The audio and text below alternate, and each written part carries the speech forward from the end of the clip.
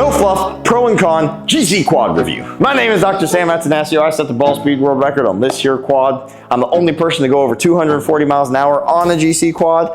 You learn a lot along the way when you swing that fast. Here's my pro and con list. Pro number one of the GC Quad is ease of use and setup. It is super easy because all you have to do is turn it on, set it down, and you are ready to hit golf balls. There's a screen on there that gives you all of your data so you can see it right away. If you're looking for more data, you can also connect an iPad to it via its own personal network, or you can connect via the network to a computer or through a plug so you can play simulated golf. This leads us right into our second pro, which is that since it has a screen, you don't need an iPad or a computer to utilize it on the course. So you could be on the course or the range. Again, all you have to do is turn it on, set it down, and you are good to go. This makes it super convenient, so if you're looking for on-course numbers, you can carry it with you in your cart, you get to the tee, you set it down, you hit your shot, and you move on. We're not holding up pace of play. And it's so easy to align. All you have to do is take their alignment rod, stick it on the ground aimed at your target, it will sync, and now you're all set up. Pro 3 of the GC Quad is that it's a camera-based system.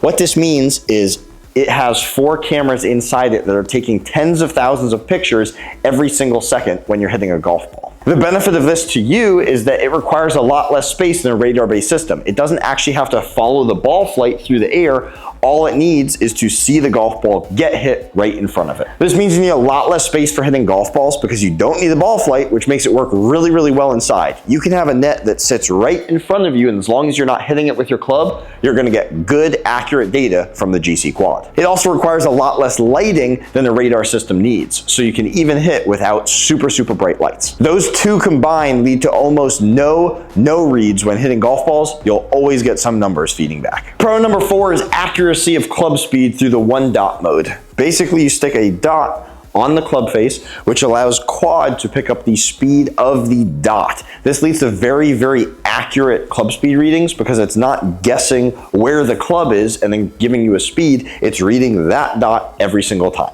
While these readings may be a little bit faster than typical radar-based systems, you know you're gonna get consistent data every single time because it's reading from that sticker. Fifth pro is all the data that you get using the 4-dot method. So instead of putting 1 dot on your club face, you can actually put 4 on your club face, which is gonna give you significantly more data throughout your swing. The sixth pro is putting. Now there's 2 main reasons for this. The first reason is that there's a putting add-on which allows you to really dial in your stroke, work on your putting, and become a better putter on the course. Second reason is when you're playing a round of golf on your simulator, since it is a camera-based mode, the putting is a lot more accurate. So you can stand over the golf ball and hit putts knowing that it's gonna read a little bit better than any radar-based system. And my final pro is the different leagues, games, and competitions that you can do inside the system.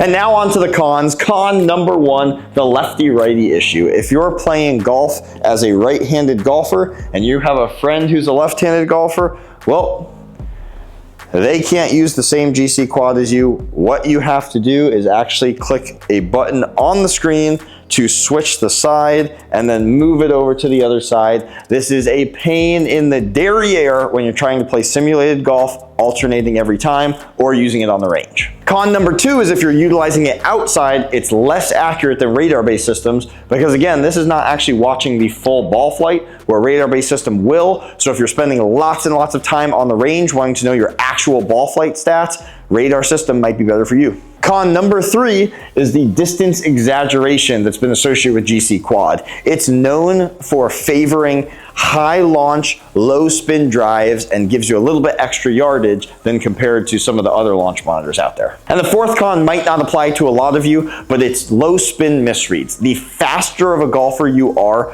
especially when you get over 200-mile-an-hour ball speed, you may start running into low spin misreads, which is gonna minimize the distance your ball's actually traveling by falling out of the air. Fifth con is the 4-dot method for 2 reasons. Now there's benefits to the 4-dot method, but there's also cons. One of those cons is that you have to be extremely accurate with placement of the 4 dots, because if your dots are misplaced somehow, you're gonna get inaccurate data. And the second reason, not only do you have to be accurate with placement, you have to put them on every single one of your clubs if you want data for that club. The sixth con is not in the launch monitor itself, but it's in the golf simulator. The FSX system itself is not quite as robust as other golf simulators out there. On top of that, if you want to play rounds of golf or certain competitions, you're either going to have to buy a package of courses or buy courses individually.